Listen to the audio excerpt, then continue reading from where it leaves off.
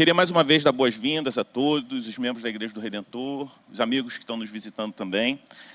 Para a gente é uma alegria enorme, né, estar fazendo esse evento de casais. Queria agradecer o Bruno e a Raquel que, juntamente com o staff da igreja, organizaram esse evento, estão organizando esse evento. E dizer que, para nós, encerrar, né, depois de um mês de série de mensagens sobre família, encerrar recebendo uma pessoa tão querida, que é o Guilherme. Privilégio poder receber. O Guilherme é pastor da Igreja Esperança, está acompanhado da Alessandra, sua esposa, está também com o Bruno, seu genro, e a Ana, sua filha, e a Aurora, a netinha, primeira viagem da Aurora, está vindo aqui para o Rio de Janeiro, visitando a nossa igreja, para a gente é um privilégio. E eu sou muito grato a Deus pela vida do Guilherme, a influência que ele tem no meu ministério, é alguém que a gente admira bastante, não só pelo seu conhecimento, mas também sua humildade, sua simplicidade. Isso nos inspira e nos ajuda. Então é um privilégio poder olhar para o Guilherme, para a igreja dele, para a Igreja Esperança, e ver o ministério que eles têm desenvolvido e a relevância que eles têm aí para o nosso país e poder estar perto de alguma forma. Há 2 semanas atrás a gente estava lá em Moçambique com o Igor, que é o outro pastor da Igreja Esperança, com a Ingrid, que é membro lá. Então poder de alguma forma poder caminhar, mesmo estando distante, caminhar próximo, para mim é uma alegria muito grande. Eu queria orar pelo Guilherme nesse momento, queria que você fechasse seus olhos para a gente fazer essa oração. Pai Santo, nós te agradecemos, Senhor, pela vida do Guilherme, pela sua família que chegou em segurança ontem aqui no Rio. Obrigado, Senhor Deus, pelo privilégio que a gente tem de poder aprender nessa manhã com o teu servo. Te pedimos que ele seja um instrumento nas tuas mãos para trazer o ensino para a tua igreja aqui reunida. Obrigado, Senhor Deus, pela vida de cada irmão e irmã que está conosco nessa manhã, que seja um tempo abençoador nas nossas vidas. Essa é a nossa oração no nome de Jesus. Amém. Fica à vontade.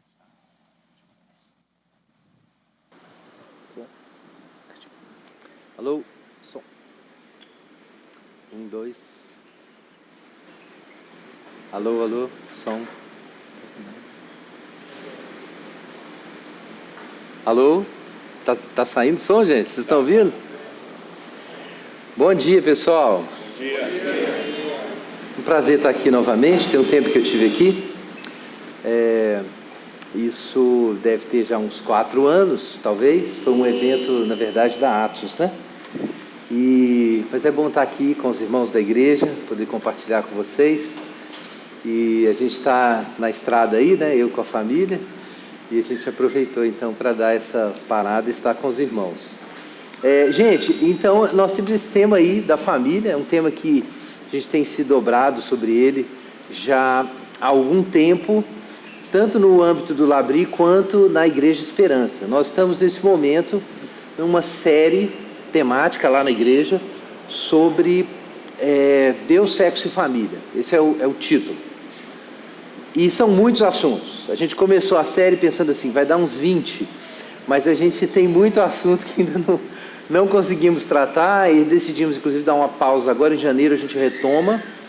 Ainda tem mais 2 domingos tratando desse tema, aí a gente retoma no ano que vem, vamos ter mais alguns assuntos.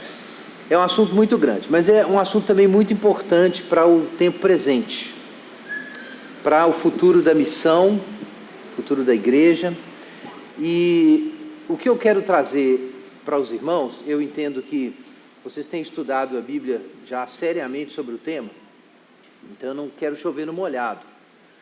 Eu vou compartilhar com os irmãos uma reflexão mais ampla sobre o que está acontecendo no mundo, como isso está influenciando a igreja e as famílias, para daí a gente pensar em alguns princípios, em como aplicar alguns princípios bíblicos para o tempo presente. Então a gente vai do mais amplo para o mais específico. Então entenda isso. Eu não vou já dar uma fórmula para você resolver um problema dentro de casa, mas eu vou ajudar a dar um contexto para a gente entender os nossos problemas. Esse é o objetivo da minha contribuição hoje. Então nós vamos começar falando sobre o contexto, sobre o que está acontecendo no mundo e o que está acontecendo com as famílias. Daí a gente vai passar para uma revisão da parte de fundamentos bíblicos a respeito de estrutura da família, rapidinho, e daí nós vamos para algumas questões práticas, que talvez vocês ainda não achem tão práticas assim, mas A gente vai ver na parte das perguntas. Vamos ter um tempinho de perguntas também, não vamos? Ótimo. Pessoal, em primeiro lugar, acho que é importante a gente ter uma visão do que está acontecendo no mundo. Às vezes se fala que existe uma crise da família ou das famílias, ou que as famílias estão em transformação. E há quanto tempo se fala que a família está em crise? Décadas e décadas. Provavelmente seus avós ouviram isso, os que foram para a faculdade ouviram sobre isso. Então chega a ficar uma coisa meio até suspeita, né? Meio tautológica. Quando é que a família não teve em crise na modernidade? Mas, gente, é um processo longo esse processo de transformação da família moderna, e eu acho que a gente não deve chamar só de transformação, não, é de crise mesmo. Tá? O autor de um dos mais importantes livros na área de direito de família nos últimos anos, chama Ricardo Calderon. Ele escreveu um livro que o título é O Princípio da Afetividade no Direito de Família. Esse livro foi citado várias vezes no STF, no Brasil. O Ricardo Calderon diz o seguinte, a certa altura no argumento desse livro, que a família contemporânea mudou. Ela não é mais como era a família tradicional, que era o paradigma quando o direito de família foi estabelecido no Brasil. Ela mudou, e ele cita um autor especificamente, Gilles Lipovetsky, com uma transformação na sociedade moderna, em que as pessoas passaram a focalizar mais a sua felicidade pessoal e a sua autoexpressão. E com essa mudança, o antigo direito de família deixa de ter a sua utilidade, porque ele privilegiava as relações naturais, o controle patriarcal, o controle da transmissão de propriedade, e tudo isso foi relaxado com uma sociedade feita de indivíduos que estão buscando a sua felicidade. Então a gente tem que mudar isso. Então ele usa uma expressão muito interessante. Ele diz que a família contemporânea é eudemonista, porque ela está focalizada, e essa é a expressão dele, na felicidade individual dos seus membros. Eudaimonia, como vocês sabem, é um termo que os gregos usavam para falar sobre felicidade. É uma espécie de filosofia da felicidade, mas ela não era psicológica, ela era uma questão ética, né? A psicologia demorou muito tempo para surgir. Então, quando o Calderon fala sobre uma família eudemonista, ele está falando sobre uma família que está, como ele define depois, focalizada na felicidade dos seus membros. Mas, desde a emergência da psicologia moderna, a partir do final do século XIX, a eudemonística ocidental não é uma filosofia explicitamente ética, como era para os gregos. Ela é uma técnica para fazer as pessoas ficarem melhores, serem mais felizes, que combina utilitarismo e ciência psicológica. É o que a gente chama, grosso modo, de terapêutica, a terapêutica moderna. É toda uma abordagem de formação do ser humano que prioriza como ele vai ser feliz e ter o máximo de florescimento individual possível. A gente chama isso de terapêutica num sentido de análise social. É diferente de você ir no terapeuta, tá? Estou dizendo que você não pode ir no terapeuta, não, pode. Mas, enfim, alguns pensadores chamam essa atitude da nossa sociedade moderna, em que o mercado, o Estado, a ciência está preocupado em te fazer feliz, de terapêutica moderna. E é diferente da abordagem antiga dos gregos, é um negócio da técnica, para resolver esse problema para você. Mas vamos lá, onde que eu quero chegar? Quando o Calderon diz isso, ele acertou na mosca. Na mosca. Essa é a grande transformação da família moderna. É que ela se tornou eudemonista no sentido moderno. Ela existe para fazer cada um dos membros felizes. Então você tem sua família, seu filho está chegando ali na adolescência, ou está na adolescência, você tem um conflito com seu filho. Aí você fala assim com ele, você pensa bem, e você vai conversar com ele e fala assim, meu filho, tudo que eu quero é que você seja feliz. É isso mesmo, você está no esquema. Ok? É isso. Falaram isso com você, então você está no esquema. A mudança do direito de família é a explicitação de um modo de organização da vida individual e familiar, que é esse modo. A questão é de onde vem isso.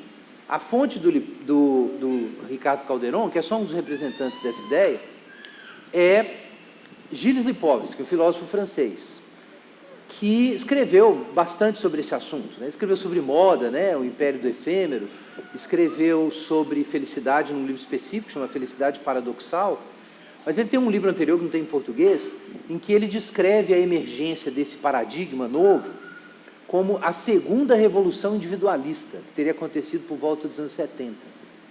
E é muito interessante que o Calderon está dizendo o seguinte: a família é isso aí, vamos adaptar a legislação. Só que quando o Lipovetsky descreve isso, ele descreve preocupado. O Calderon ele não está nem aí, ele é a favor dessas mudanças no direito de família, e que eu considero descaracterização completa do casamento e da família, mas o Lipovetsky via isso como um grande problema, que é o problema da visão moderna de felicidade. Ele descreve isso a certa altura como narciso libertado. A nossa cultura é isso, é narciso libertado. Mas o que é a segunda revolução individualista? Ela teria acontecido ali por volta dos anos 70. A revolução sexual é só uma dimensão dessa mudança. É a mesma mudança. É uma mudança em que o indivíduo, de repente, se revolta contra a estrutura social e diz assim: eu não quero que a sociedade me diga quem eu devo ser. Eu vou ser quem eu sou e eu vou buscar a minha felicidade, nos meus termos. Então, essa é a revolução individualista. Quando acontece aquela revolta dos estudantes em 68, eles picham nas paredes, na universidade, né, quando aconteceu lá em Sorbonne, Nanterre, que até agrediram Paul Ricoeur na ocasião. O que eles escreveram? Em todo lugar. É proibido proibir, em francês, mas eu não sei francês, né? Mas é interditado interditar, né? Então é proibido proibir. Aí esse negócio reverberou, foi bater na América, bateu nas universidades aqui, o povo cantou isso, é proibido proibir, mas isso veio de lá. E é interessante que quando teve essa Revolução de 68, o pessoal achava que ia juntar o movimento dos trabalhadores que estavam entrando em greve em massa na França com o movimento estudantil, e não deu, rachou. Essa grande revolta de 68 rachou. Por que ela rachou? Porque a agenda dos trabalhadores era uma, porque era uma agenda clássica de direitos trabalhistas, de melhores condições e tal, era a agenda dos proletários. Mas estudante universitário não é proletário, né? Eles não estavam revoltando por causa disso, eles estavam revoltando por causa da sua liberdade individual contra as coerções sociais na área de moralidade. E a revolução sexual acompanha exatamente esse processo, está tudo acontecendo, explodindo a partir daí. Isso é o que é chamado por ele de segunda revolução individualista. Mas teve um cara que antes disso escreveu, em 66, 2 anos antes da Revolução de 68, o Philip Rieff descreveu a emergência de um novo paradigma de formação moral na sociedade ocidental. Philip Rieff era um antropólogo da Universidade de Chicago, judeu, e ele escreveu vários livros sobre Freud, ele traduziu as obras de Freud para o inglês. Então ele era um estudioso da psicanálise, que estava ganhando muita força nesse momento. Ia levar muito tempo para o pessoal criticar a psicanálise, dizer que é pseudociência, né? Que é um movimento mais recente. E aí, em 66, ele escreve um livro que o título é O Triunfo da Terapêutica. Depois que ele escreve a biografia do Freud, ele escreve O Triunfo da Terapêutica. E nesse livro ele explica que, por causa de mudanças da sociedade moderna, e particularmente da atividade da psicologia moderna, está emergindo um novo paradigma moral, que é diferente do homem heróico antigo, o paradigma de Aquiles, o homem da guerra, né, que tem várias versões, tem os vikings, é outra versão, né? Você tem outro paradigma, que é o paradigma do homem racional, filosófico, que é Sócrates. Você tem os paradigmas religiosos, né, de autonegação, Buda, Abraão. Você tem o homo economicus, o homem eficiente, produtivo, técnico, que emerge na modernidade. Mas agora está surgindo um outro paradigma, o homem psicológico. Ele cria essa expressão. Ela aparece primeiro no último capítulo da biografia dele de Freud, do estudo dele sobre Freud. Aí depois ele retoma isso em 66, no Triunfo da Terapêutica. Ele fala, é isso que está vindo. É o mundo. É o mundo, não é a família, é o mundo. Aí, claro, aí aparece um jurista, muito influente, que ele é só a pontinha do iceberg desse tamanho aqui, ó. É uma pedrinha de gelo que caiu do topo do iceberg. E fala, a família, o direito de família tem que mudar porque a família agora é o demonista. Mas tem uma montanha de transformações que aconteceram para chegar nesse estado de coisa, que é o surgimento desse paradigma do indivíduo. Gente, muita coisa é afetada por isso. A religião é afetada por isso, evidentemente. A igreja é afetada. Não é só a família que é afetada. Mas a gente precisa entender, então, essas pressões em cima da família. Essa grande transformação cultural é um contexto, primeiro contexto geral que a gente precisa ter em mente, né? Então, vejam bem, a gente está promovendo nas igrejas um modelo cristão de família. Mas o modelo paradigmático é o modelo eudemonista moderno, ou o modelo terapêutico. Esse é o contexto. Contra o que você está nadando contra qual correnteza? Quando você fala assim, eu quero ter uma família cristã, você está lutando contra essa correnteza. Agora perceba que o seu trabalho é quase impossível, porque isso é a correnteza da civilização ocidental inteira. Não é o problema do jurista lá, não é só que o STF concluiu vários julgados aí que promovem a família eudemonista. É que para chegar nesse ponto, muita coisa teve que mudar, e já vinha mudando. Então, assim, é um trabalho complicado, esse negócio. Você querer ter uma família cristã nesse contexto. É por isso que você fala assim, não, eu vou fazer tudo certinho na minha casa. Vou ensinar os meus filhos desse jeito e tal, vou levar na igreja e tal. Aí dá outro resultado. Aí você fala assim, meu Deus, o que eu fiz errado? Talvez você tenha feito muitas coisas erradas, provavelmente. Mas não é questão de você fazer coisa errada. É um ambiente cultural inteiro. É um ambiente cultural inteiro. Perceba que é muito mais complicado você lidar com isso. Porque os valores da terapêutica moderna, como às vezes eu gosto de colocar, o individualismo expressivo, eles se infiltram em vários lugares. Chega na escola, infiltra. No conteúdo do livro de sociologia, infiltra. No filme que assistiu no fim de semana, infiltra. Aí ontem a gente estava rindo, né, Alessandra? Aí a gente resolveu ligar a TV, abrimos lá no GNT não, era Telecine. Estava lá, tipo assim, 5 minutos de propaganda, eu fui entulhado do negócio. É porque depois que você aprende a observar, a olhar, então você enxerga o negócio, né, em todo lugar. E aí infiltra de todos os lugares, da literatura infiltra, aí do discurso do político fulano de tal, o negócio entra. Então é um bombardeio contínuo. Por quê? Por que é um bombardeio contínuo? Não é uma conspiração. Não é uma conspiração. É a ordem moderna, é isso. Talvez assim, de um modo mais claro do que antigamente, o pessoal fala assim, não, a gente precisa se proteger do mundo, não pode ouvir música do mundo, não pode tomar banho sem tirar a calça, não pode, não sei o quê. Era o mundo. Mas agora está muito mais claro para nós que o que é o mundo, né? Com esses anos aí apanhando na igreja brasileira, é todo um imaginário. É um imaginário. E você recebe esse imaginário de várias formas, várias direções. Então, o desafio é grande, mas não desanimem, tá? Vai piorar um pouco mais antes de melhorar. Outro ponto que eu quero dizer sobre contexto. O impacto dessa transformação. Agora vamos entender melhor o impacto na família.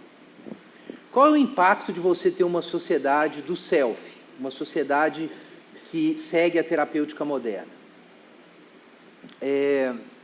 Aliás, antes de eu dizer isso... Não, vamos lá. Qual é o impacto disso? Tem vários impactos. Eu preguei outro dia desse aí, deve ter 2 semanas, 3 semanas, eu preguei um sermão, eu vou fazer propaganda do sermão aqui, não tem problema, né? O título é A Preguiça de Amar. Alguém aqui assistiu esse? Aí algumas pessoas assistiram. Então, procura no YouTube, A Preguiça de Amar. A preguiça de amar. Se você tiver preguiça, é para você mesmo. Mas o que é o ponto que a gente colocou lá? Eu vou dar alguns dados para vocês aqui, que vocês vão ouvir de novo lá, mas alguns eu vou trazer aqui.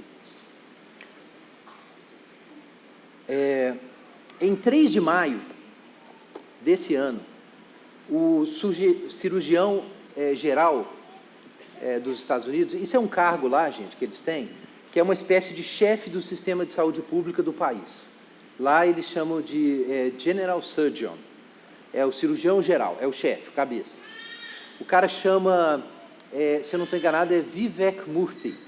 Vivek. Enfim, se alguém quiser pesquisar aí, é um cara de origem indiana. Mas, enfim, ele é o cara. Ele publicou, no dia 3 de maio, um alarme geral nos Estados Unidos. Um alarme geral sobre o que ele chama de epidemia de solidão e isolamento social. Epidemia de solidão e isolamento social. Ele diz que isso é a grande epidemia dos Estados Unidos. Ele lançou esse alarme no site do sistema de saúde e eles lançaram um relatório de 82 páginas explicando o impacto da solidão e do isolamento social na saúde pública, tentando entender como está acontecendo e quais providências têm que ser tomadas. Foi a primeira vez que um governo fez isso. Mas vários estudos vêm já há muitos anos tentando entender o que está acontecendo.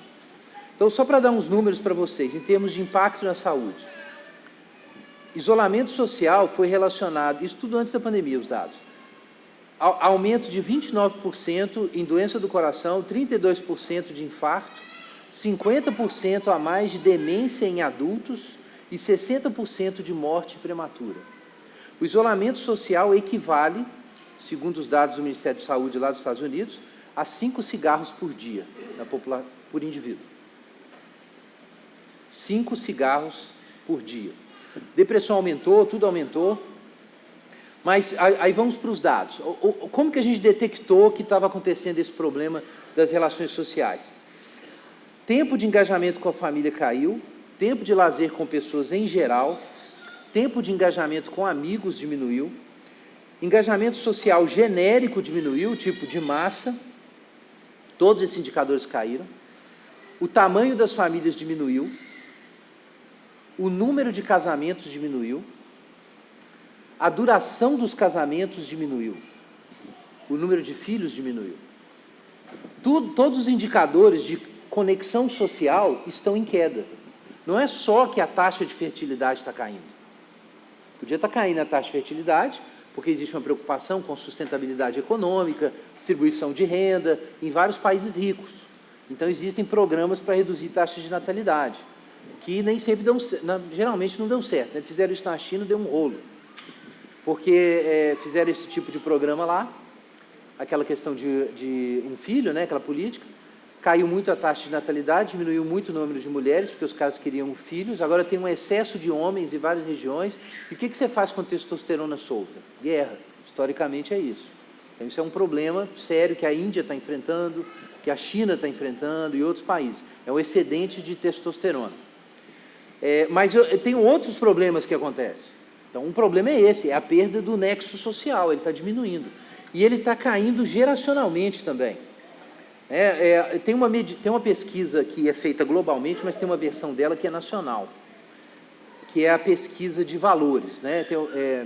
Eles têm a pesquisa geral, social geral nos Estados Unidos, e existe uma outra pesquisa que chama World Value Survey, que pesquisa valores em escala global. Né? O pessoal chama de telescópio Hubble da pesquisa social. Mas essa pesquisa nos Estados Unidos, a partir de 1972, mostrou que o índice de confiança generalizada entre os cidadãos americanos está diminuindo assim, consistentemente, todos os anos. Isso significa que as pessoas confiam menos entre si, relacionam menos e empreendem menos. O famoso associativismo norte-americano está diminuindo, que é o negócio de as pessoas se associarem por setor profissional, ou pela vizinhança, ou pela religião, para fazerem coisas uns pelos outros. Isso está diminuindo. Isso não é uma novidade. Tem um sociólogo americano que chama...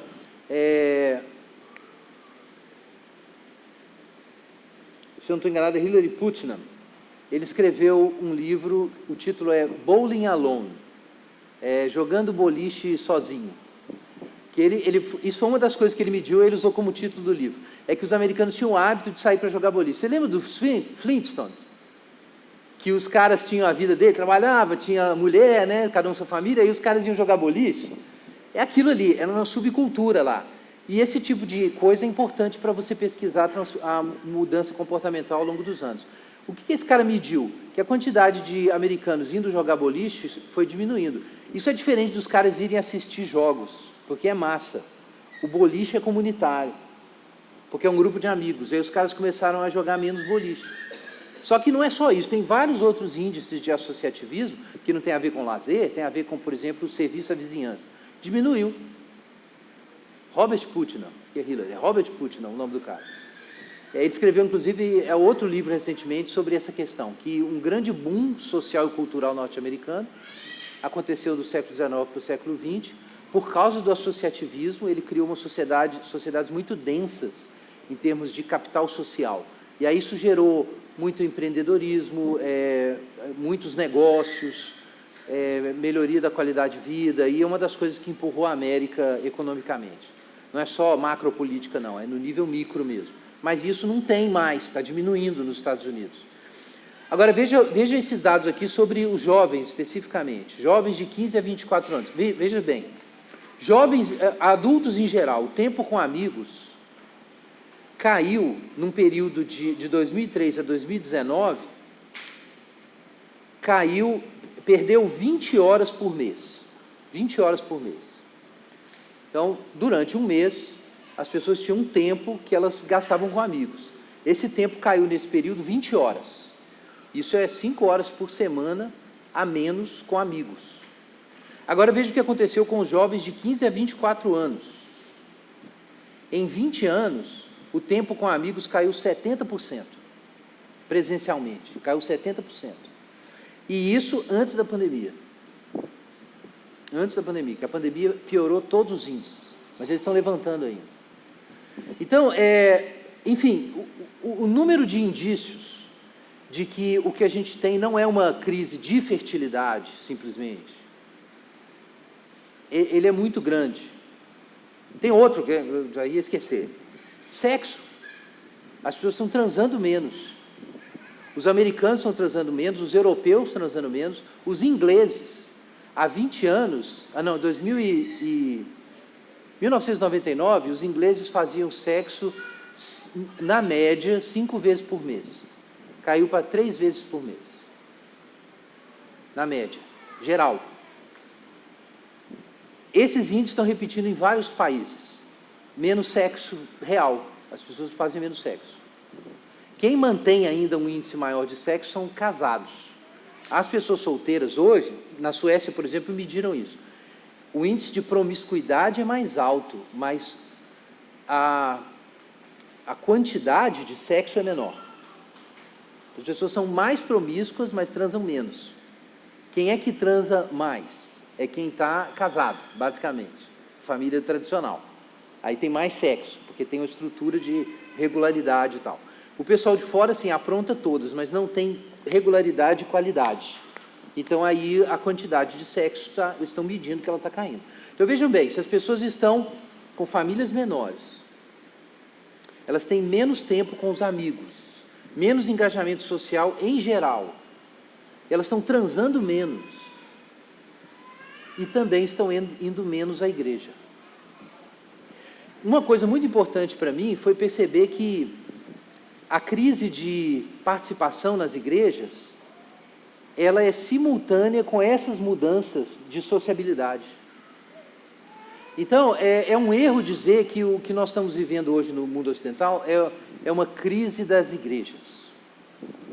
A gente está vivendo uma crise da sociabilidade, por causa da função das igrejas de produzir articulação social e fomentar capital social. Isso é uma outra discussão, mas a gente sabe disso.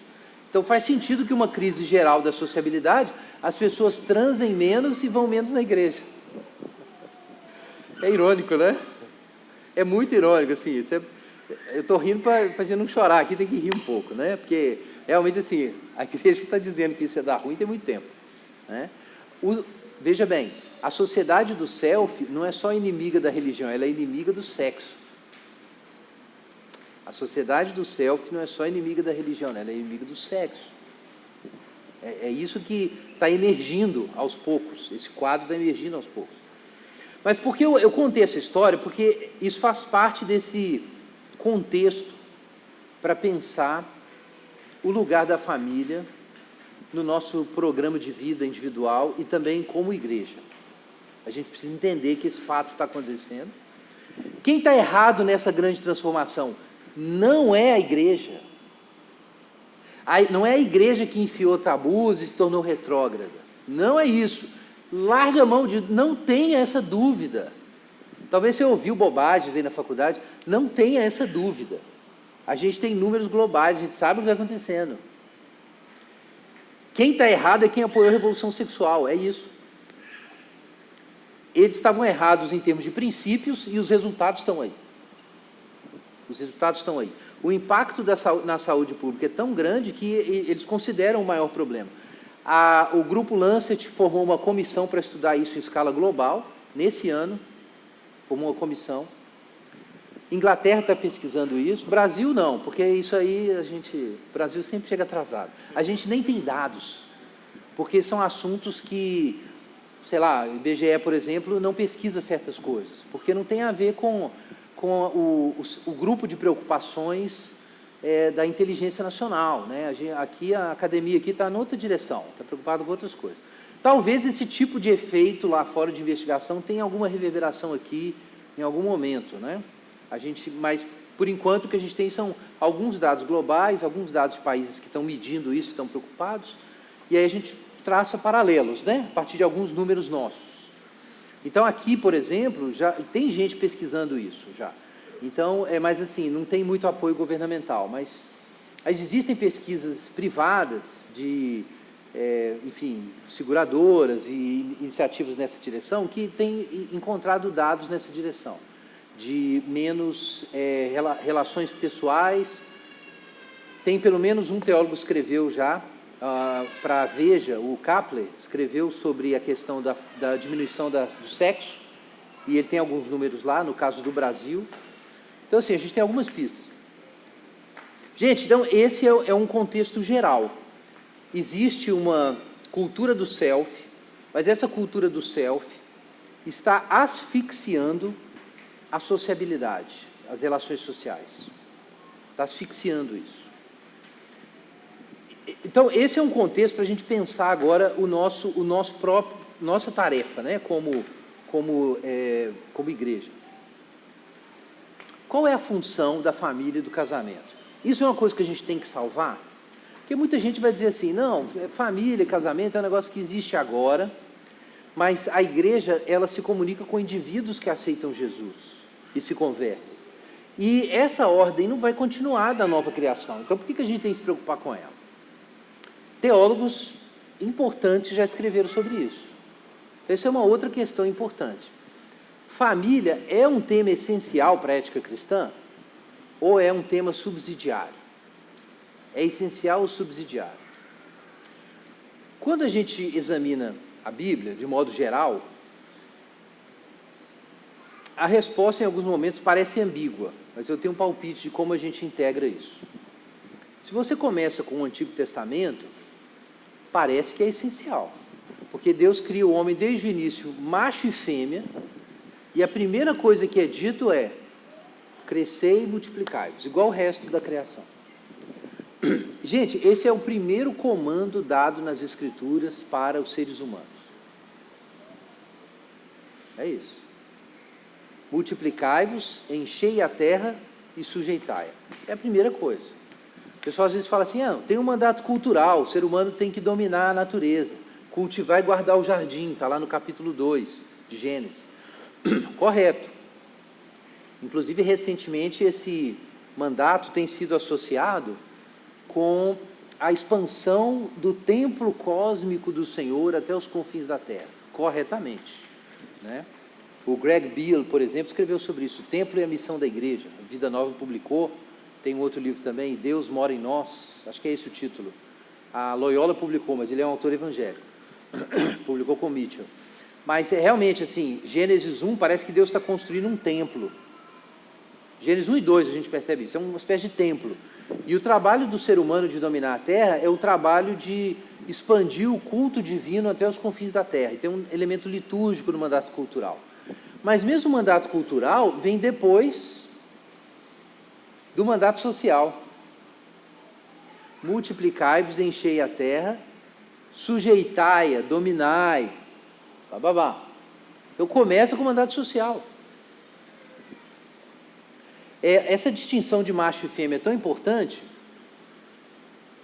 como base para a fertilidade e a multiplicação dos seres humanos, que quando Paulo vai explicar a origem do pecado em Romanos 1, ele fala que quando os homens esqueceram de Deus, a primeira coisa que aconteceu, segundo a explanação paulina, é que os homens largaram o uso natural e começaram a cometer torpeza, homens com homens e mulheres com mulheres e tal.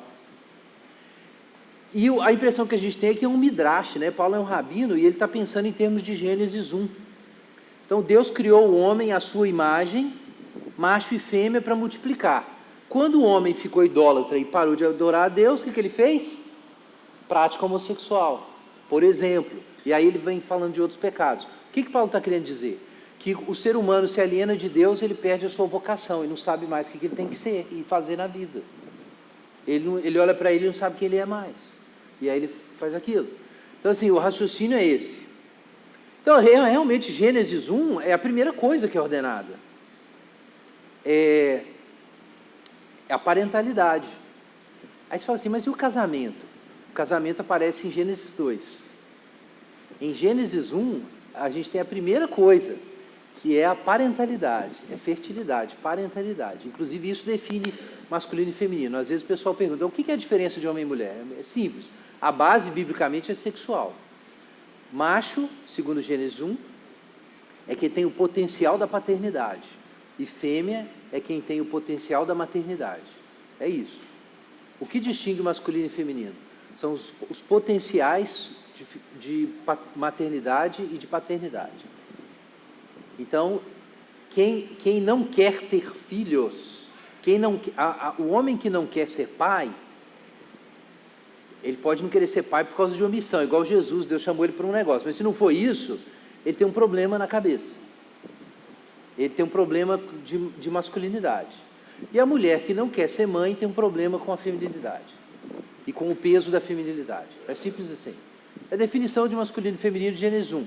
Macho e fêmea, crescer e multiplicar. Acabou. Por que Deus criou macho e fêmea? Para fazer criança. É para isso que Deus criou macho e fêmea. Acabou. Claro, numa sociedade que ninguém mais quer ter filho, ninguém sabe o que quer ser homem e o que quer ser mulher mesmo. Lógico. Tipo assim, não tem coisa mais óbvia que isso. Mas eu tenho uma mensagem só sobre isso, explicando isso detalhadamente no canal lá de YouTube da Igreja de Esperança. Tem lá. Tem lá sobre gênero, sobre masculinidade, sobre feminilidade. Está lá, explicando isso. Eu estou resumindo aqui, tá? Eu fiz uma caricatura da minha própria explicação, mas para vocês entenderem. Então assim, é o que? Parentalidade. Agora, veja bem, chega no capítulo 2, tem uma ordem para a parentalidade ser executada. Qual que é a ordem? Deixará o homem seu pai e sua mãe, se unirá à sua mulher, serão os dois uma só carne. Isso é a conjugalidade. Então, é interessante que a Bíblia afirma tanto a parentalidade quanto a conjugalidade. A diferença sexual está associada com a parentalidade, não com a conjugalidade. É por isso que, geralmente, os casais que têm filhos, o que é ser homem e o que é ser mulher é um problema, e os papéis é menos complicado, é complicado, mas é menos complicado do que com um casal que não teve ainda. Por quê? Porque a consumação do masculino e do feminino está na parentalidade. Isso é Gênesis 1. Só que a parentalidade tem um contexto, não pode sair fazendo filho por aí, tem que ser no casamento. Deixará o homem pai e a mãe, se unirá à sua mulher, serão os dois uma só carne. O que é a conjugalidade? É os diferentes se unindo. Então, veja bem, quando você junta o casal, que é os diferentes se unindo, e o amor entre os dois é um dos propósitos do casamento, tanto, consequentemente, isso tem uma implicação para a ética protestante de casamento. O sexo não é só para a procriação. O sexo também é para a comunhão do casal, ele faz parte da conjugalidade, que é Gênesis 2. Mas o casal que se une e que busca a integração, e o sexo é parte da conjugalidade, consuma a sua semelhança e a sua diferença tendo filhos, que é a parentalidade. Então, o casamento está encapsulado dentro da estrutura da família. Ele existe para a família. E a família, por sua vez, existe para a missão, que é sujeitar a criação e transformar a criação num templo do Senhor. Então, o casamento está encapsulado dentro da família e a família está encapsulada dentro do templo cósmico. Essa é a estrutura. É para isso que o casamento existe, para isso que a família existe. Essa é a estrutura. Por isso que faz todo sentido casamento, família e igreja. Missão. É essa estrutura. Está lá em Gênesis. Se você ler com atenção, é esse o ponto lá em Gênesis. Essa é a estrutura. Então, veja bem, se você é crente, mas você não se casa dentro dessa estrutura, casou errado. Porque aí você está casando dentro de outro projeto, que talvez seja o da família eudemonista. Vai dar ruim. Óbvio que vai dar ruim. Porque o modelo da família eudemonista pressupõe o self moderno. E o self moderno não é educado e não planeja nem construção de comunidade, muito menos a edificação do templo cósmico na criação. É um outro projeto. Então entenda isso, família eudemonista é uma coisa, família cristã é outra coisa, não tem nada a ver. Nada a ver. Nada a ver. Aí se você transmite dentro da sua casa duas mensagens diferentes, vai dar ruim. Não tem como não dar ruim. Se você casa com outro objetivo, vai dar ruim. Ah, eu casei porque eu quero ser feliz. Vai dar ruim. Isso não tem nada a ver com a nossa religião. O cristianismo é outra coisa, o cristianismo. É outro projeto. Então vejam bem, casamento, família, templo. Ok? Isso é Gênesis 1 e 2. Então o que você tem? Conjugalidade, parentalidade e vocação. Então, eu acho que a gente pode pegar esses três elementos para entender a dificuldade da família contemporânea. Só fazendo um parênteses aqui que eu acho que é importante. Com essas críticas que eu estou levantando, eu não estou dizendo que a gente não vai usar recursos modernos a respeito de inteligência emocional, de psicologia, por exemplo, teoria do apego, psicologia do desenvolvimento moral. Não é que a gente não vai usar essas coisas. Eu estou assumindo que a gente vai usar todas essas coisas. Inclusive, eu usei várias dessas coisas. Eu usei um tanto aqui de história das ideias e teoria social para chegar nesse ponto. Mas, obviamente, vocês teriam que... Eu estou resumindo aqui 10 sermões lá da Igreja de Esperança. Então, assim, tem esse conteúdo lá. Então, eu não estou dizendo isso. E... obviamente, a questão de fé e ciência é muito importante para nós. Eu não sei se o Cris já mencionou isso, mas eu, com um grupo de amigos, a gente criou há alguns anos a Associação Brasileira de Cristãos da Ciência, né, a ABC2. Foi eu, Roberto Covolan, que é um físico, o Guto Assi, que é um professor um professor titular da Unicamp, na área de tecnologia, o Marcelo Cabral, que é um economista e filósofo. Aí a gente juntou e criou uma Associação de Cristãos da Ciência. A gente tem um grupo só de psicologia, a BC2Psi, que tem algumas centenas de pessoas. Então, assim, eu não estou dizendo que a ciência não é importante. A ciência moderna é muito importante. Mas isso não significa que os valores modernos são válidos. E aqui, antes de eu falar sobre como a gente vai agir como cristãos nessa situação, eu quero deixar claro um ponto. A razão por que a forma como a modernidade funciona dificulta o trabalho das famílias cristãs e da igreja é exatamente porque ela está muito próxima. Está muito próxima do cristianismo. Então, essa é uma questão. Charles Taylor, no livro chamado Uma Era Secular, ele ganhou o prêmio Templeton por esse livro, um tijolão assim. Ele diz isso, que no mundo moderno, a religião é assombrada pelo secularismo o tempo inteiro. Porque você acredita em Deus, você tem irmãos na igreja que acreditam em Deus, mas você tem um monte de parentes e amigos que acham que você está viajando na maionese. Então, a sua fé é o tempo assombrada pela descrença. Mas aí tem o outro lado da moeda, ele diz que o secularismo é o tempo todo assombrado pela religião, porque ela não desapareceu, ela convive na sociedade moderna. Então, o cara está querendo viver a vida dele como se Deus não existisse, mas tem um monte de gente vivendo como se existisse. E aí você fica em dúvida, fala assim, será que Deus existe? Então, assim, é um mundo ambíguo. A sociedade moderna é assim. Mas a gente pode dizer mais. Uma das fontes dessa sociedade moderna dos indivíduos, da cultura do self, é o próprio cristianismo. E é isso que complica tudo. Então, tem um professor de Biologia Evolutiva Humana da Universidade de Harvard, que chama Joseph Henrich. Ele lançou há poucos anos uma nova teoria da origem da civilização ocidental. De acordo com a teoria dele, o que criou a sociedade moderna não foi nem a reforma, nem a Revolução Industrial e nem mesmo o Iluminismo. Isso são etapas de um processo que começou antes. E aí você pergunta, o que começou antes? Ele vai dizer, o Programa Católico de Casamento e Família. Foi isso que produziu a sociedade ocidental. Por quê? Porque a sociedade antes era uma sociedade de clãs, de grandes famílias, que tinham conexões tribais, de sangue, era hierarquizada desse jeito. E como acontecia na África e em outros lugares, no Oriente, na Europa, era um mundo de guerras tribais constantes. Não era necessariamente poligâmico, mas era mais promíscuo. Você tem outras sociedades, como as sociedades na África, que são poligâmicas. Mas nessas sociedades, você não tem a ideia de um pacto de amor e cuidado de homem e mulher, de longo prazo, e de um alto investimento parental nos filhos. As pessoas tinham muitos filhos, não sabiam exatamente de quem era, não cuidavam e não investiam muito nos filhos, elas escolhiam alguns, os outros eram deixados à míngua ou se viravam.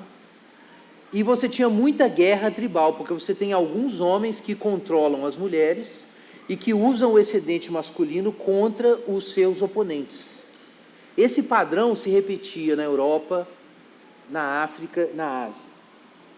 Mas com o espalhamento da visão judaico-cristã, e principalmente da Igreja Católica, surgiu a ideia de que o casamento é uma coisa entre o casal, não é nem o Estado, nem a família da pessoa que define. Na Europa medieval, muita gente pensa que os casamentos eram arranjados. Veja bem, os casamentos eram arranjados na nobreza. Os casamentos da população não era assim, tinha que ter consenso dos cônjuges. E a liberdade do cônjuge era tão importante que, por exemplo, se você era... Isso já acontecia na época do Império Romano ainda, tá?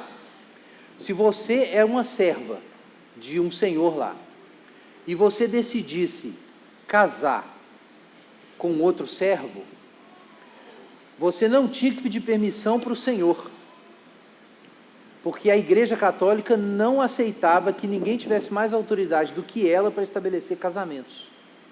Isso já no final da Antiguidade Cristã, para entrar na Idade Média. Então o que acontecia? Às vezes o filho do patriarca era casado pela igreja com uma mulher e os pais descobriam depois, porque eles não queriam fazer o casamento que estava sendo arranjado. E às vezes a Igreja Católica concordava, às vezes por razões políticas não, mas às vezes concordava. A igreja fazia o casamento de uma serva, de um paterfamilias, com outra pessoa, um homem. E aí ela dizia assim para o senhor, você não tem mais acesso sexual a essa serva, como você tinha antes. E dava uma banana para os patriarcas romanos, para o paterfamilias. Dava uma banana para eles. O resultado dessa política sistemática foi a criação de um outro sistema social em que os casais têm mais intimidade, têm menos filhos e a qualidade do investimento parental aumenta. A força do clã diminui e as relações sociais deixam de ser baseadas em tradições tribais e passam a ser baseadas em trocas entre as famílias. E isso cria as condições para surgirem as novas cidades na Europa. Você sabe que depois da queda do Império Romano e do colapso de Roma, levou mais de 1000 anos para você ter uma cidade de novo com 1 milhão de habitantes, né? Que vai ser, se eu não estou enganado, é Londres, já no século XIX, trem assim. Pode ser que eu errei os números aqui, mas é mais ou menos isso, da Idade Média, final da Idade Média até depois da Revolução Industrial, para ter cidades grandes de novo. Mas o que isso cria, gente? Uma sociedade de indivíduos. O resultado final é esse, porque se você tem uma família que é mais íntima, você tem mais investimento nos filhos, você tem uma sociedade que é mais democrática no resultado final, em que a liberdade individual passa a ser mais valorizada, e aí o resultado disso, depois das nossas sociedades modernas, liberais, aí sim, nos anos 1960 e 70, a segunda revolução individualista. Por que eu contei essa outra história para vocês? Isso é importante. É que realmente, na tradição judaico-cristã, a singularidade do indivíduo, a dignidade do indivíduo é importante, de um jeito que não era em outras culturas. E as relações afetivas dentro da família se tornam muito mais importantes do que eram em outras culturas. Então isso cria uma situação em que a família eudemonista, em alguns momentos, ela tem muita coisa que é parecida com o projeto cristão, mas é muito diferente ao mesmo tempo. Então, qualificando, eu disse que não tem absolutamente nada a ver. Em termos ideológicos, não tem nada a ver. Mas a gente sabe que a gente não quer simplesmente uma família coletivista medieval, né, para as nossas igrejas hoje. Então, o cristianismo tem uma grande tarefa, que é assim: a gente precisa organizar as famílias de um jeito que seja diferente da sociedade, do que a sociedade moderna está fazendo, que está trazendo essa crise dos indivíduos. Mas a gente não pode fazer isso negando a individualidade das pessoas dentro da família e ignorando a felicidade e o bem-estar das pessoas. Se a gente pudesse ignorar, seria mais fácil, né? A gente simplesmente chutar o pau da barraca e falar assim: ok, a gente vai organizar nossos casamentos e nossas famílias de um jeito totalmente diferente do mundo moderno. Aí a gente volta para o século 7 depois de Cristo. Não é essa a tarefa.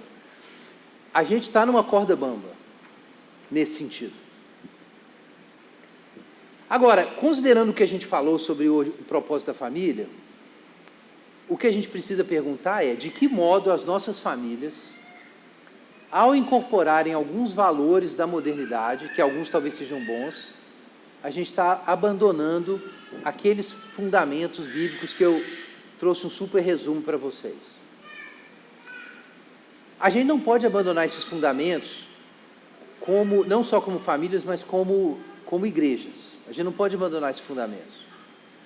Porque, embora a nova criação não seja, pelo menos tudo indica que não vai ser, como a nossa sociedade é hoje, as pessoas casam, têm filhos, ficam velhas, né?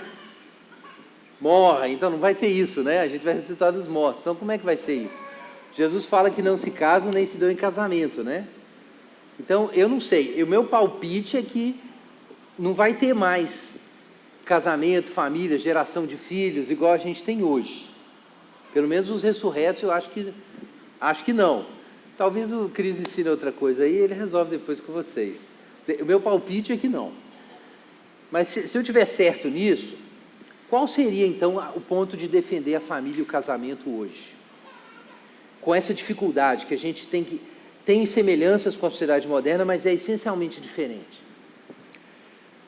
Gente, tem um teólogo chamado Dietrich Bonhoeffer, que ele usa uma linguagem muito interessante para falar sobre a tarefa cristã hoje. É a linguagem das coisas últimas e penúltimas. Quem já viu essa expressão, o último e o penúltimo? Aí poucos, então vou explicar. Jesus, a vinda de Jesus, lá na Judéia, são as coisas últimas. Jesus é o objetivo de tudo, é o propósito. Jesus é a coisa última nesse sentido, de ultimate, no sentido de o objetivo final. E João Batista, gente? João Batista é importante, mas João Batista é penúltimo. Então, João Batista está ali pregando, né, anunciando, né, que está chegando, aqui, né, ele é aquele que vem preparando o caminho do Senhor, né, mas ele não é o próprio Senhor. Quando o pessoal vai conversar com ele sobre isso, ele diz, não, está tudo bem Jesus crescer, importa que ele cresça e eu diminua. Então, João Batista é o penúltimo, Jesus é o último. Bonhoeffer aplica isso na evangelização, ele vai dizer assim, dar o pão para o pobre. Dar o pão para o pobre não é o último, porque o sujeito pode comer e morrer condenado, sem se reconciliar com Deus. O que é o último? O último é a palavra, é dar o evangelho para o pobre. No entanto, dependendo da fome do pobre, ele não consegue ouvir a palavra. Então, por causa das coisas últimas, você tem que dar as penúltimas. E dependendo da sua falha ao dar as penúltimas, você atrapalha o último, porque é claro que Jesus é mais importante que João Batista, mas João Batista tinha que vir, senão Jesus não podia chegar. Então ele fala assim, não é que ajudar o pobre é mais importante do que eu vou pregar o evangelho, mas é que nós não vamos chegar na pregação do evangelho sem promover justiça junto. É o penúltimo e o último. Mas aí ele pega o casamento e fala assim, o casamento também são as coisas penúltimas. O casamento também é penúltimo. Uma pessoa pode pecar porque ela fracassou em obedecer a Deus no casamento. Mas o cristão tem que promover o casamento. Mas aí ele diz, existem as coisas demoníacas. O que é o demoníaco? O demoníaco é impedir o pobre de comer para ele não ouvir o evangelho. Não é só a omissão do crente. Isso é o demoníaco. Você mata o pobre de fome, aí ninguém crê, ninguém se converte. E aí ele vai falar do casamento. Ele diz assim, você pode fracassar no casamento, mas se você trabalhar para que não exista casamento, isso não é só pecado, isso é o demoníaco. O que é o demoníaco? O demoníaco não é só falhar em cumprir o alvo. O demoníaco é tentar destruir a criação. É isso que Satanás quer. Ele quer julgar o mundo no nada de novo. Isso é o demoníaco. Então ele diz, você pode ser crente e falhar no casamento. Mas se você começar a dizer que não deve existir casamento e trabalhar para as pessoas não se casarem, isso é mais do que só o pecaminoso no casamento. Isso é o demoníaco. Então, isso é uma analogia interessante para entender o que está acontecendo.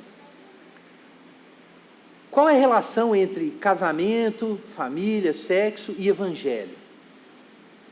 O objetivo da igreja não é promover um modelo de família, promover Jesus na sociedade moderna. Mas tem jeito de promover Jesus na sociedade moderna sem promover a visão bíblica de sexo, casamento e família?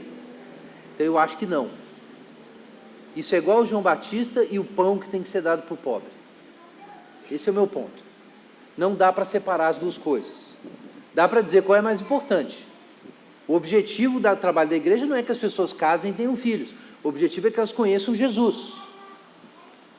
A questão é que várias coisas para entender Jesus, você tem que ter sexo, casamento e família para entender. Por exemplo, no Antigo Testamento, a relação de Deus com Israel é de um marido com a esposa. É um casamento. Quando chega no Novo Testamento, Jesus usa essa imagem, João Batista usa, ele é amigo do noivo. Depois Jesus usa, depois Paulo usa, que a união do marido e da mulher é como Cristo e a igreja, em Efésios 5. Apocalipse usa.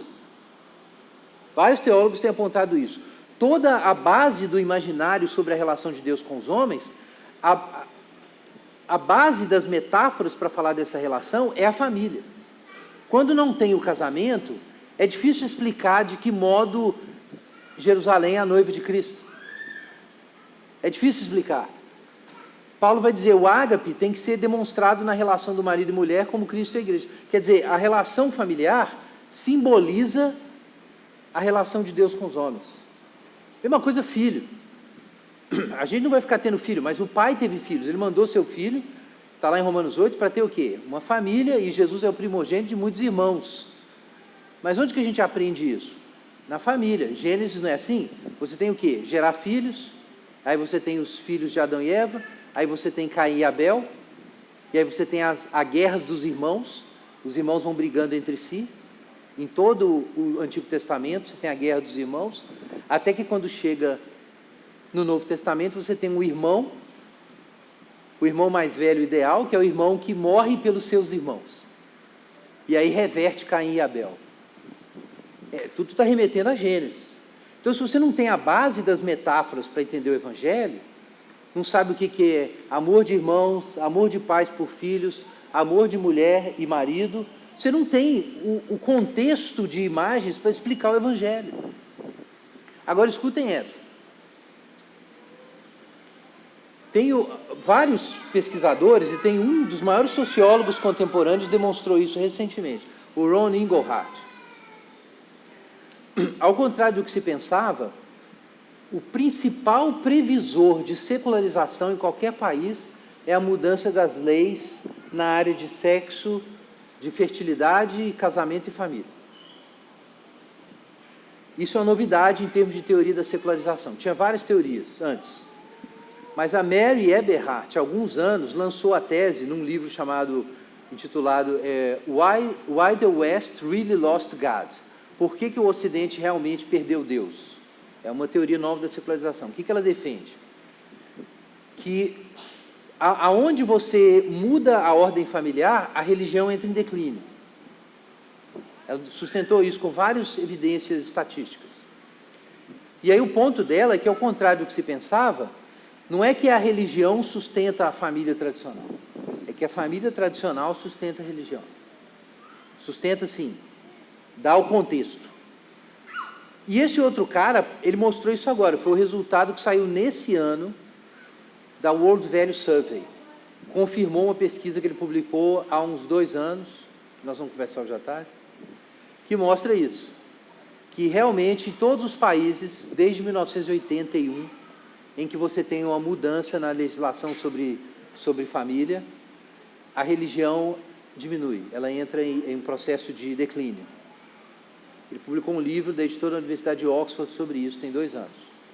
E os resultados desse ano da World Value Survey confirmam os dados. Então, o que isso sugere? Que faz sentido isso. É igual o Antigo Testamento e o Novo. O objetivo de Deus, quando Ele levantou Israel, era preparar para Jesus. Jesus é a videira verdadeira. Israel no Antigo Testamento é a videira, né? Aí chega no Novo Testamento, Jesus é a videira verdadeira. Mas de onde Jesus vem? De Israel. Toda a história de Israel, o N.T. Wright fala muito isso, é necessária para entender Jesus. Mas é claro que Jesus é mais importante que a história que veio antes. Então, veja bem, a igreja não prega família, a igreja prega Jesus. Mas para entender Jesus tem que ter um monte de coisa, tem que ter um vocabulário, uma linguagem, uma teia de relações sociais, demonstrações concretas. É o pão que o pobre precisa comer para ele conseguir ouvir o que você está falando. E o que acontece? Sem a gente cuidar disso, a natureza do nosso testemunho é comprometida. Então, vejam que coisa séria que eu estou dizendo. Existe algo demoníaco no novo modelo de família. Os novos modelos. O modelo é o demonista. Tem alguma coisa demoníaco. Eudaimonia não tem a ver com o demônio, não. Mas tem algo demoníaco. Porque é uma forma de você pegar coisas boas do cristianismo, que é afirmar a dignidade do indivíduo, para torcer e destruir a ordem familiar que Deus criou lá em Gênesis. E aí você tira o contexto comunitário de proclamação do Evangelho. Agora você vai ler Efésios e Colossenses diferente, talvez. Quando você lê Efésios e Colossenses, Paulo fala da igreja, fala do Evangelho, fala da missão, fala do apostolado dele. Mas aí quando ele chega na metade das cartas, ele começa a falar das relações entre as pessoas e de família. O que eu estou falando está totalmente em linha do que está lá. Leia Efésios e Colossenses. É isso que você vai encontrar lá. Por quê? O Evangelho tem que ter uma reverberação imediata, uma ressonância imediata. Eu tenho uma expressão que eu sempre uso, que é do violão, né? Tem um violão aqui, não tem? Violão. O violão, o sistema completo, tem a corda e a caixa. A nota sai da corda. Mas quando você toca a corda sem a caixa, não sai som direito. É um negócio, não dá para ouvir. Mas quando tem a caixa de ressonância, então o som do violão reverbera com a caixa. E aí o som da corda reverbera com a caixa. Aí você tem o som do violão. Então vejam bem, Jesus é a corda, é a nota que Deus quer dizer. Mas para ela ter ressonância, Deus criou um mundo. E aí, quando a nota do Logos toca no mundo, reverbera. É por isso que quando você conhece Jesus, o mundo faz sentido. O mundo. Não é só a sua vida, o cosmo. De modo similar, as famílias e a vida cristã dos indivíduos são a caixa de ressonância do evangelho que é pregado no púlpito. Eles são a caixa de ressonância. Então, precisa ter a caixa de ressonância. Ela tem que ser construída. O objetivo de construir a caixa de ressonância não é ela ficar em exposição, é que a nota seja tocada. Então, quando eu estou dizendo que os cristãos precisam investir pesado nessa questão de família, casamento e construção de comunidade, que é uma coisa que surge ao redor de família e casamento, é mais do que isso, mas começa aí, é porque isso é a caixa de ressonância para tocar o evangelho numa cultura do isolamento social e da solidão. Que é uma cultura em que os indivíduos, por causa da busca da felicidade individual, não conseguem mais se sacrificar e se conectar. Gente, esse é o mundo que a gente está agora. É um mundo em que as pessoas não estão conseguindo se conectar. Qual é a principal demonstração que os cristãos devem dar hoje? Eles têm que aprender a fazer isso, a partir do evangelho. Demonstrar o que significa amor, paciência, virtudes comunitárias, inteligência emocional também, por que não?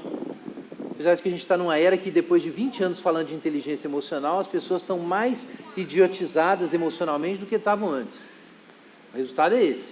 A geração, só vê os resultados aí de pesquisas da adolescência contemporânea, tipo a Joan Twenge, por exemplo, né, que escreveu sobre a geração iGen, agora ficou até famosa. O pessoal está perdendo inteligência socioafetiva, não está ganhando não. Mas por quê? Porque é o seguinte, o pessoal quis ignorar a família e ensinar a inteligência socioafetiva na sala de aula, na escola. Não vai funcionar, não é assim, a gente não foi criado para funcionar desse jeito. O lugar de aprender isso é comunidade, comunidade é igreja e família. Gente, eu sei que eu falei muita coisa. Já deu, né? Já deu. Eu sei que eu falei muita coisa. Mas o ponto principal que eu queria trazer para vocês, dando contexto, esse era o objetivo da nossa reflexão, é contexto, é que vocês não tratem essa questão de vida comunitária na igreja e em família como algo trivial. Não é trivial.